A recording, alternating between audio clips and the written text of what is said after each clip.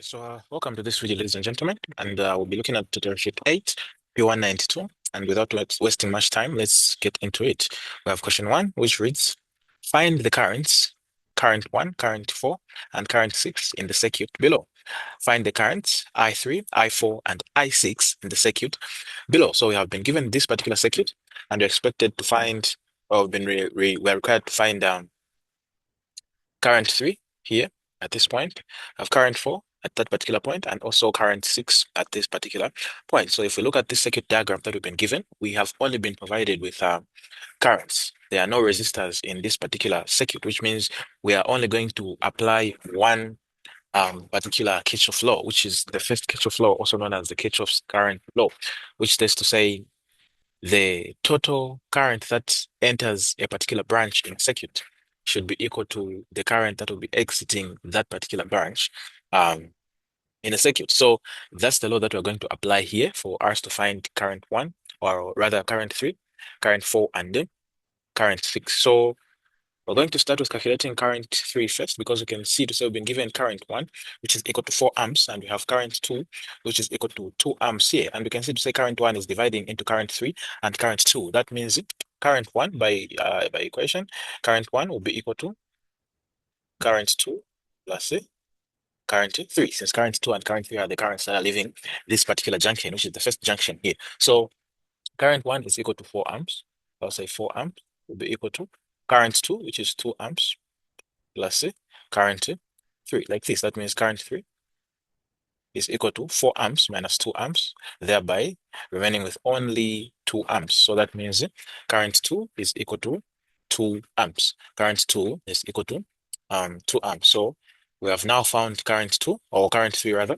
Let's now go to this guy, which is current 4. So which equation are we going to use? We're applying the same law, remember, to say the total, or the current that is entering a particular junction should be equal to the current that is exiting that particular junction. So if we look at this junction that we have here, we're going to notice that there is current 3 that is entering this junction. There is current 4 which is entering this junction, and the current which is leaving is the current 5. And what does that mean? That means the current 5 is equal to current 3 plus current 4, like that. We've already been given the value of current 5 to say it's equal to 1 amp. Current 5 is equal to 1 amp, and the current 3 is equal to 2 amps. So I'm going to say my 1 amp here will be equal to 2 amps plus current 4, like that. So I'm making my current 4 the subject to the formula. That means I'm remaining with current 4 being equal to 1 amp minus 2 amps. And that, ladies and gentlemen, is giving me negative 1 amp. Negative 1 amp. So that means current 4 is negative 1 amp. And what does a negative mean? It just means this direction that we've been given in this question, pointing down, should be reversed. Which means the actual direction of the current on current 4 is pointing up, like that. That is the actual direction. Okay, so we've calculated current 4 will be minus 1 amp. Let's now go to the final one, which is current 6. So if we go to current 6, we're going to notice that we have this junction here. And what is that junction doing? There's current 6 entering this particular junction. There's current 5 entering that particular junction, and there's the total current which is leaving this guy, which is equal to current 1 there. That means current 1 is equal to current 6, or current 5 plus current 6. We already know current 5, and we already know current 1 to say it's 4 amps. So I'm going to say my 4 amps here will be equal to current 5, which is 1 amp, plus current 6. That means current 6 is equal to current 1 minus current 5. And this, ladies and gentlemen, is going to give us a total of 3 amps on current 6. And we can check the values that we found. You can check to see if current 4 and 3 are also correct. You check using this junction that is there. Since the current 2 is entering and current 4 and 6 are leaving. So current 2 is equal to 2. Current 6 is equal to 3, and current 4 is equal to minus 1. So 2 is equal to 3 plus minus 1, which is exactly the answer. So that means all our calculations, ladies and gentlemen, are correct. That means all our calculations are correct on question 1, and hence we are done with this particular question. That means we are done with this particular question, and I can grab some of this part for question 2. We can now proceed to the second question, which is question 2.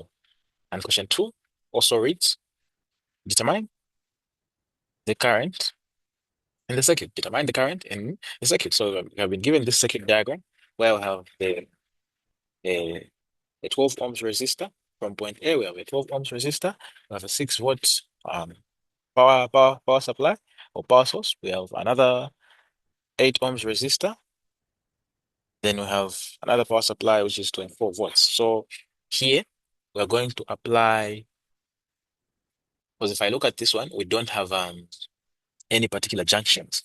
We don't have a point where we have different, or we have a junction where current is entering and leaving that particular junction. So that means here, generally, we are going to apply only what we call the Kirchhoff's voltage law.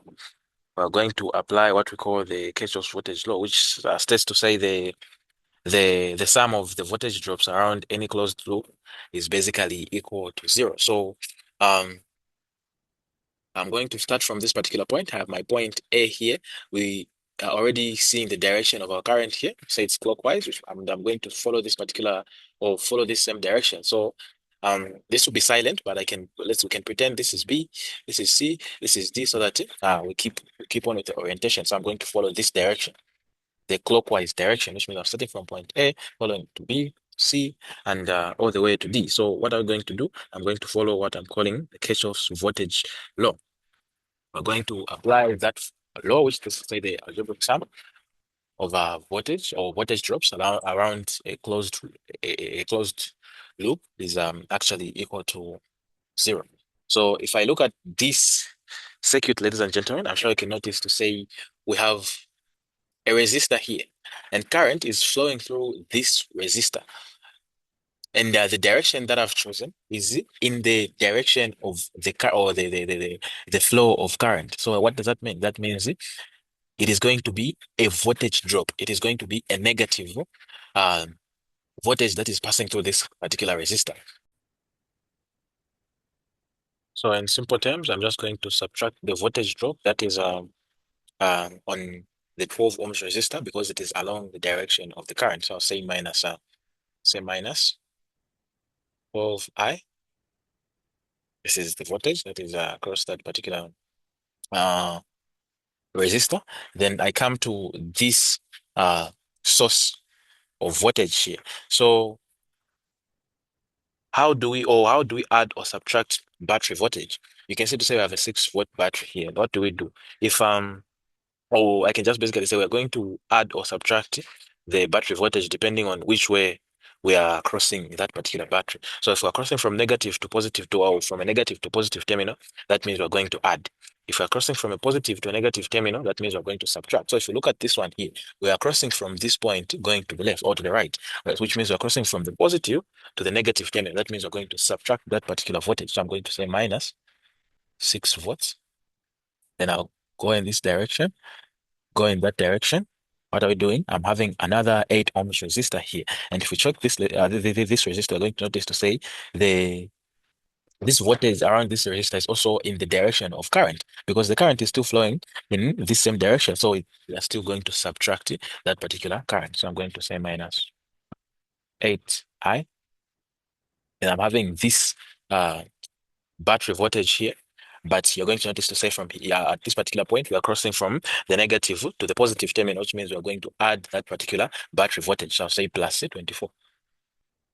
And this, ladies and gentlemen, is equal to 0. And that is our loop equation.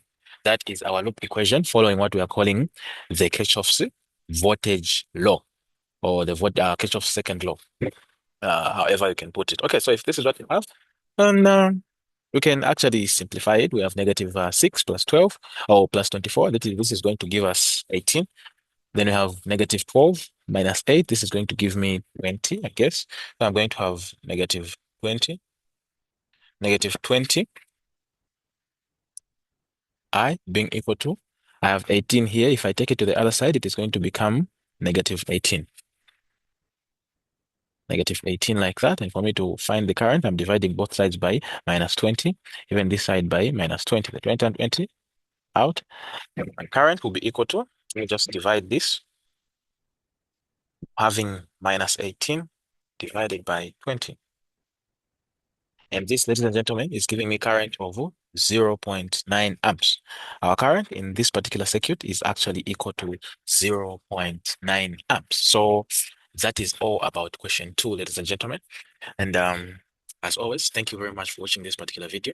Make sure you subscribe to the channel, you share this video, you like, and also register with our tuition center to continue learning with us. So now you can see to say we're approaching the end of the academic year. Exams are coming, and the second assessments are also on their way, which means the academic year or the academic workload is going to be quite hectic. So make sure you register with us to simplify your learning for all the tertiary solutions using the procedure that I've included in the description of my channel and also the description of this particular video. Till next time, stay blessed.